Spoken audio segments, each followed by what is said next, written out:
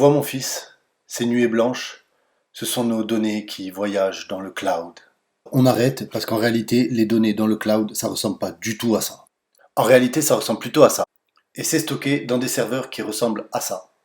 Et les serveurs, ils sont dans des bâtiments qui ressemblent à ça. Vous entendez souvent actuellement parler du mot data. La data, c'est le terme anglais qui veut dire données. Une donnée, c'est une unité d'information. Assez logiquement, un ensemble de données crée un ensemble d'informations. Comme on en avait parlé à l'épisode précédent, on parle de ça parce que la question qui se pose aujourd'hui, c'est celle des données personnelles. Que sont les données personnelles? Les données personnelles, ce sont l'ensemble d'informations que l'on disperse au quotidien dans notre activité web. Bon, bien évidemment, c'est pas le web qui a inventé la donnée personnelle. À partir du moment où on s'inscrit quelque part, on remplit un formulaire, on donne son nom, son prénom, sa date de naissance, ce sont bien ça, les données personnelles. Mais à l'ère du numérique et à l'ère du web notamment, ça prend une toute autre dimension. Donc c'est quoi la problématique avec les données personnelles? Une donnée étant personnelle, ça veut dire qu'elle est à nous, elle nous appartient et donc c'est à nous de choisir quel est son degré de confidentialité. Je dois toujours normalement rester en maîtrise de qui détient des données personnelles, qui peut collecter des données personnelles m'appartenant, d'accord?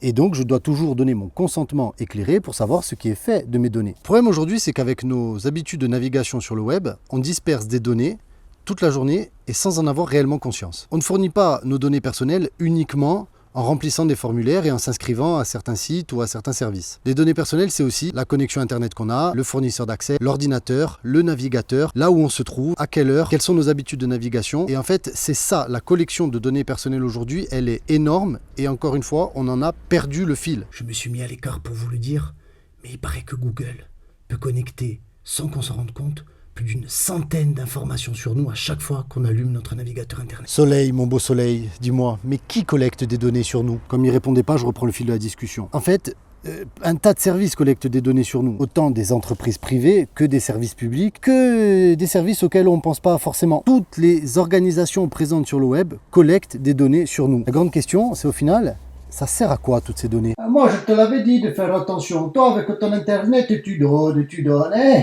On en parle la semaine prochaine? Allez, pour l'instant, soyez sages et continuez de disperser.